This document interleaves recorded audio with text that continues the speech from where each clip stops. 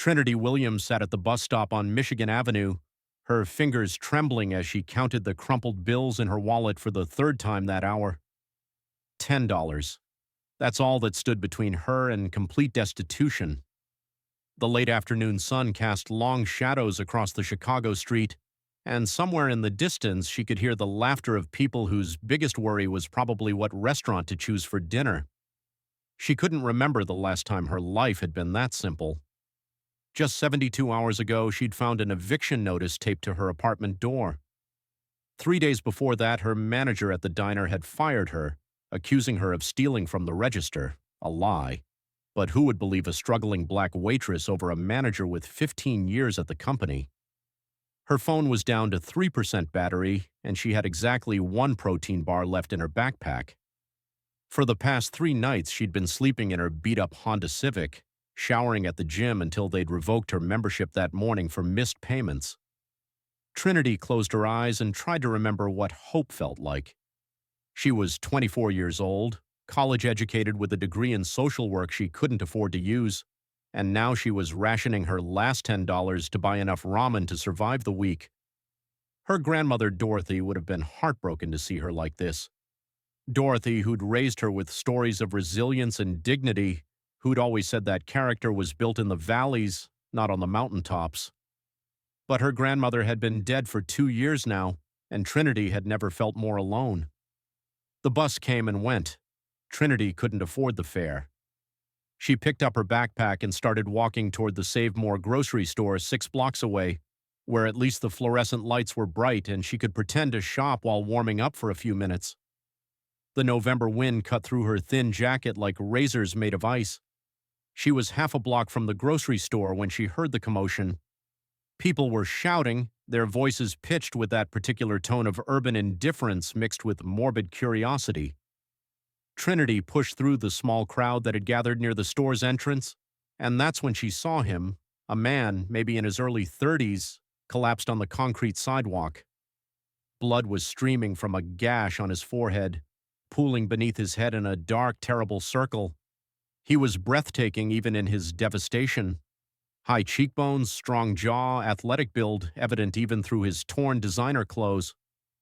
But what struck Trinity most were his eyes, gray-green and unfocused, struggling to find something to anchor to in his disorientation. He was trying to speak, his lips moving soundlessly, one hand reaching out toward the passing crowd. A woman pulled her child closer and hurried past. "Don't look at the drunk, sweetie," she muttered. A teenager paused to take a photo on his phone before walking away, already typing a caption. The security guard from the store stood in the doorway, arms crossed, watching with the detached interest of someone observing a show that didn't concern him. Trinity dropped to her knees beside the stranger, her backpack hitting the ground. "Sir? Sir, can you hear me?" She pulled off her last clean shirt, the one she'd been saving for job interviews, and pressed it against the wound on his head. The man's eyes struggled to focus on her face. "Insulin," he whispered, his voice barely audible. "Diabetic.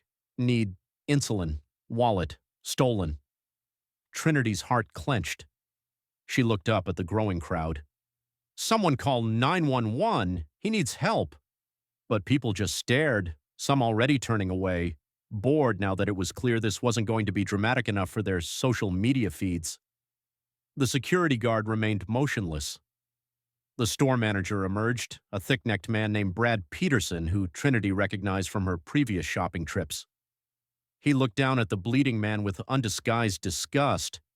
"Great, just what we need." "Hey, you!" He pointed at Trinity. "Move him away from the entrance. He's scaring customers." "He's diabetic," Trinity said, her voice shaking with anger and desperation. "He needs insulin. Call an ambulance." Brad laughed, a cruel sound that made Trinity's skin crawl. "Call an ambulance for that?" "Look at him. Probably some junkie who got what was coming to him. We don't want his type loitering here. Bad for business. You want to play hero? Take him somewhere else." The man's hand found Trinity's arm, his grip weak. "Please," he breathed. His eyes were starting to roll back. Trinity had done a rotation in a hospital during her social work studies. She knew what diabetic shock looked like. If he didn't get insulin soon, he could die right here on this sidewalk while people stepped over him to buy their groceries. She made the decision in less than 3 seconds. Trinity grabbed her wallet and ran into the store, Brad's protests following her. She found the pharmacy section and grabbed insulin from the refrigerated case, then orange juice from the beverage aisle. Her hand shook as she handed over her last $10 bill at the register. The cashier looked at her with pity, or maybe it was contempt. Trinity couldn't tell anymore. Brad was waiting for her at the entrance. Playing hero? You'll regret wasting money on garbage like him. People like you never learn, always trying to save the world when you can't even save yourselves. Trinity ignored him and knelt beside the stranger again. She helped him sit up slightly, administered the insulin with the syringe from the package, then helped him sip the orange juice. For several agonizing minutes, she watched his face, praying she'd done the right thing, praying it wasn't too late. Slowly, gradually, color began returning to his features. His breathing steadied. Those gray-green eyes found hers and held them, and for a moment Trinity saw something there. Recognition, gratitude, something deeper she couldn't name. He tried to speak, tried to ask her name, but Trinity's phone chose that moment to die completely. She could hear sirens in the distance now. Someone must have finally called 911. Just pay it forward, Trinity whispered, already standing up. She couldn't be here when the ambulance arrived, couldn't risk any official questions about her address or her situation. She grabbed her backpack and disappeared into the early evening crowd, leaving the stranger watching after her, trying to memorize her face through his clearing vision. That night, Trinity slept in her car in a Walmart parking lot, her stomach cramping with hunger. She'd spent her last $10 on a stranger's insulin. Part of her wondered if Brad had been right. Maybe she was a fool. Maybe she should have worried about herself. But when she closed her eyes, she saw those gray-green eyes looking at her with something that felt like it mattered, like she mattered. She didn't know it would be the last night she'd ever spend sleeping in that car. Morning came with the harsh reality of a tow truck. Trinity woke to find her Honda being hitched up, unpaid parking tickets finally catching up with her. She stood on the sidewalk with her backpack, watching her last piece of security disappear down the street. She was officially homeless now, completely, utterly homeless. The shelters were full. She tried 3 before noon. The library wouldn't let her stay. She tried to use their computers to apply for jobs, but the security guard took one look at her disheveled appearance and explained that other patrons had complained about the smell. Trinity found herself sitting on a bench in Grant Park, staring at the skyline of a city that seemed to have no place for her in it. Her old manager from the diner had refused to give her the final paycheck, claiming discrepancies in her register, the same lie they'd used to fire her. Brad from the grocery store had been there, having coffee with the manager, both of them laughing at her misfortune. "Should have worried about yourself instead of street trash," Brad had sneered. Trinity put her head in her hands and let herself break. She'd tried so hard. She'd done everything right. Stayed out of trouble, got her degree, worked hard, treated people with kindness. And this is where it had gotten her. Sitting on a park bench, contemplating whether to call her abusive ex-boyfriend because at least he had a roof over his head. "I saved a man's life with my last dollar," she whispered to herself. "And this is what I get?" What Trinity didn't know was that the stranger from yesterday had been searching for her for 24 hours straight. What she didn't know was that someone had filmed the entire incident on their phone, and the video had gone viral. 12 million views and counting of a homeless woman spending her last money to save a stranger's life. What she didn't know was that at this very moment, a woman named Gabrielle was scanning every park and street corner in downtown Chicago, looking for the face that matched the viral video. "Excuse me?" The voice was professional, careful. Trinity looked up to see a well-dressed black woman in her 30s holding a phone. "Are you Trinity Williams?" Trinity's first instinct was fear.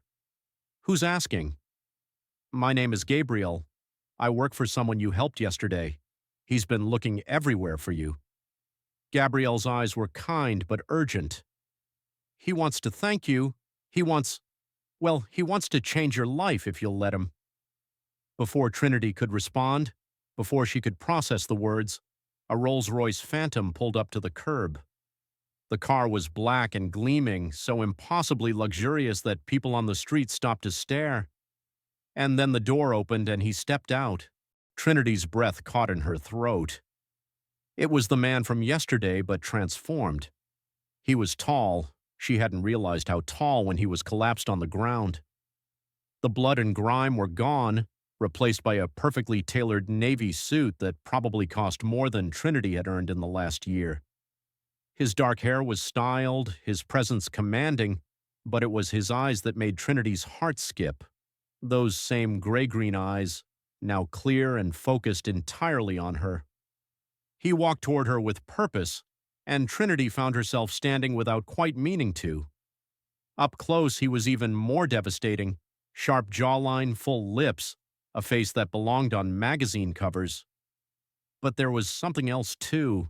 Something in the way he looked at her that made her feel seen for the first time in months.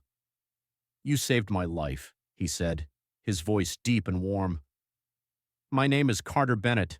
I have type 1 diabetes.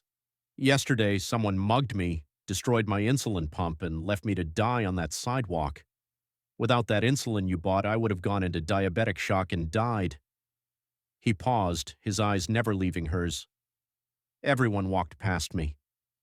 Everyone assumed I was a drug addict or a drunk or not worth their time. Everyone except you." Trinity could barely breathe. I just did what anyone would do." "No," Carter said firmly. "You did what almost no one does anymore. You saw a human being who needed help. Not a threat, not a burden, not someone beneath you. A human being." He reached into his jacket and pulled out an envelope. "This is for you." With trembling hands, Trinity opened the envelope. Inside was a check made out to her for $100,000. The paper slipped from her fingers and fluttered to the ground. She stared at Carter, certain she was hallucinating, certain she'd finally lost her mind completely. "That's not even the gift," Carter said softly, picking up the check and pressing it back into her hands. "That's just to stabilize you, to give you breathing room. The real gift is this. I'm opening a community development center in Englewood. Affordable housing, job training, medical clinic, food bank, everything this city's forgotten communities need. And I want you to run it." Trinity took a step back, shaking her head. That's insane. I'm nobody. I'm homeless. I have no experience running anything. I can't even keep my own life together." Carter moved closer, and Trinity could smell his cologne, something expensive and woody that made her dizzy. "You're someone who gave everything when you had nothing. You're someone who sees people when everyone else sees problems. That's not inexperience. That's exactly the qualification that matters. The salary is $85,000 a year, full benefits, and housing is included." "Why?" Trinity whispered. "Why would you do this for a stranger?" Gabrielle stepped forward, holding a tablet. "Because you're not exactly a stranger," she said gently. She turned the screen toward Trinity. "This video has 12 million views, but that's not all we found." She swiped to another screen, this one showing old newspaper clippings and photographs. "Does the name Dorothy Williams mean anything to you?" Trinity's heart stopped. "That's my grandmother. She died 2 years ago." Carter's expression softened with something that looked like wonder. "Dorothy Williams was a civil rights activist in Detroit in 1967. During the riots, when black neighborhoods were burning and anyone who looked Middle Eastern or foreign was being targeted, your grandmother hid my grandfather and his family in her basement for 3 days. My grandfather, Samuel Bennett, was one of the first black men to build real wealth in Chicago, construction, then real estate. He always told us the story. The Williams family showed us grace when we were strangers in danger. We owe them a debt that can never be repaid." Trinity felt tears streaming down her face. "She never told me. She never mentioned it." "Because for her it was just the right thing to do," Carter said, his own eyes glistening. just like helping a bleeding stranger on a sidewalk was the right thing for you. Your grandmother saved my grandfather's life. You saved mine. Some debts transcend generations, Trinity. Some bonds are destiny. He paused, his voice dropping lower. She gave my family a future. Let me give you yours. The world seemed to tilt and realign. Trinity looked at the check in her hands, at Carter's face, at Gabrielle's encouraging smile. This couldn't be real. Things like this didn't happen to people like her. But Carter's hand was reaching out, solid and real, waiting for her to take it. I don't know how to do this, Trinity admitted, her voice breaking. Neither did your grandmother when she opened her basement door to strangers, Carter said. Neither did I when I started my first development project. We figure it out, together. What do you say? Trinity took his hand. It was warm and strong, and for the first time in months she felt like maybe the ground beneath her feet was solid again. Yes, she whispered. Yes. 1 week later, Trinity Williams walked into Save More Grocery with her head high, wearing a professional blazer that actually fit, her natural hair styled beautifully. Carter was beside her, and behind them came a film crew and what looked like corporate executives. The viral video had sparked an investigation into Brad Peterson's conduct, and security footage revealed a pattern of discrimination against people of color, homeless individuals, and anyone he deemed undesirable. Brad was behind the customer service counter when they entered. His face went pale when he saw Carter, then red with recognition when he saw Trinity. The corporate regional manager stepped forward with a security team. Brad Peterson, you're terminated effective immediately. Please surrender your badge and keys, Brad sputtered, looking between Trinity and Carter. You can't. I was just doing my job. I was protecting the store. You were violating every anti-discrimination policy we have, the regional manager said coldly. Escort him out. As security led Brad past them, Trinity stood perfectly still. She didn't gloat, didn't speak, just stood there with quiet dignity. But Brad couldn't help himself. You think you're better than me now? You think you've won? Trinity finally looked at him. I think I learned something you never will. How you treat people when they're down says everything about who you really are. I hope someday you understand that. Carter stepped forward then, his presence commanding the entire store's attention. I'm also here to announce that Bennett Development Group is purchasing the Save More chain. Every location will undergo mandatory anti-discrimination training and will be implementing a program to hire and support individuals experiencing homelessness, because everyone deserves dignity. Everyone deserves a chance. In the back of the store, Trinity's former manager from the diner stood frozen, having come in for her usual morning coffee. She recognized Carter now, recognized him as one of Chicago's wealthiest young developers, his face regularly in the business section. Her face drained of color as she realized what she'd done, who she'd dismissed. Trinity walked over to her calmly. The woman started to speak, started to apologize, but Trinity held up her hand. I forgive you, she said simply. But I hope you learn that how you treat people when they're down says everything about who you are. We're all one bad day away from needing help. Remember that. The apartment Carter's company provided was in a beautiful building in Bronzeville, with hardwood floors and windows that let in golden morning light. Trinity stood in the living room on her first day there, still unable to believe this was her life now. The community center would open in 2 weeks, and she'd spent every day preparing, learning, growing into the role Carter believed she could fill. There was a knock on her door. When she opened it, Carter stood there with coffee and pastries from her favorite bakery. How did he know it was her favorite? Thought you might want some company on your first day off, he said with a smile that made her heart do complicated things. They sat by the window, talking about the center, about her grandmother, about his grandfather's stories of resilience. Carter told her about growing up with the weight of being one of the few black families with generational wealth, the responsibility of doing something meaningful with it. Trinity told him about Dorothy's lessons, about learning that dignity wasn't something anyone could take from you, it was something you carried inside. I believe in you, Carter said suddenly, his gray-green eyes intense on hers. The same way you believed in me when I was bleeding on a sidewalk. You saw me when I was invisible. Let me see you, Trinity. Let me watch you become everything you're meant to be. Something shifted in that moment, something neither of them could name but both of them felt. The space between them seemed charged with possibility, with the recognition that sometimes saving someone's life is just the beginning of a much longer story. The community center opened on a cold December morning.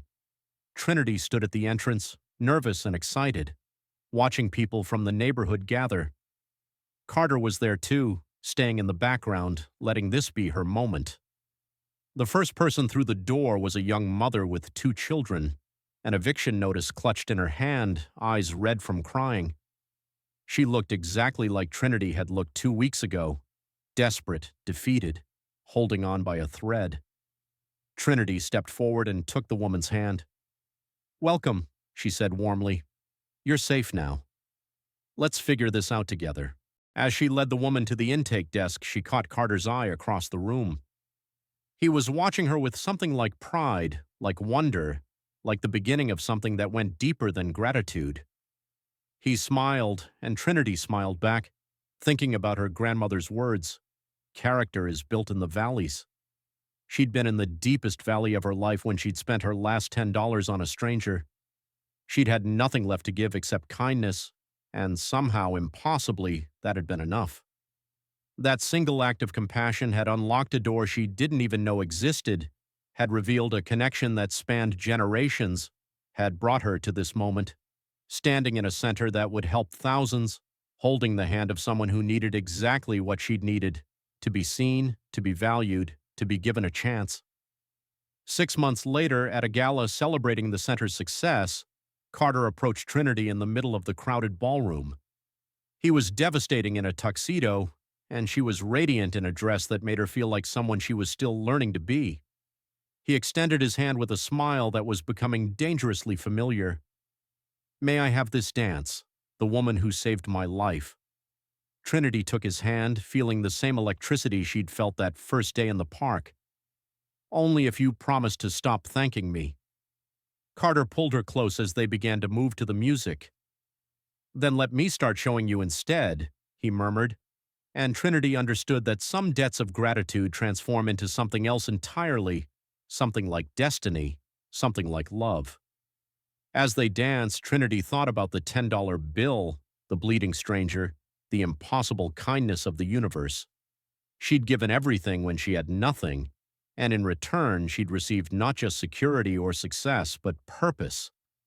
She'd found her calling in those community center halls, in the faces of people who needed someone to see them the way she'd seen Carter on that sidewalk. Trinity Williams had learned what her grandmother always knew, that dignity, compassion, and grace were the most valuable currencies in the world. That how you treat people in their darkest moments defines not just who you are, but who you can become. And that sometimes when you reach out to save a stranger, you end up saving yourself. The music swelled, Carter's arms held her close, and Trinity smiled, because she finally understood that the universe doesn't repay kindness in equal measure. It repays it tenfold in ways you could never imagine, through doors you didn't know existed, with people who were always meant to find you. All you have to do is be brave enough to give when you have nothing left, and trust that somehow, impossibly, grace will find its way back to you. That's the thing about kindness. It's never wasted. It plants seeds in places you'll never see, creates ripples that touch shores you'll never visit, and sometimes, just sometimes, it comes back to you in a Rolls-Royce driven by a man with gray-green eyes who looks at you like you hung the moon. Because you saved his life with your last $10, and he's spending the rest of his showing you what you're really worth. Everything.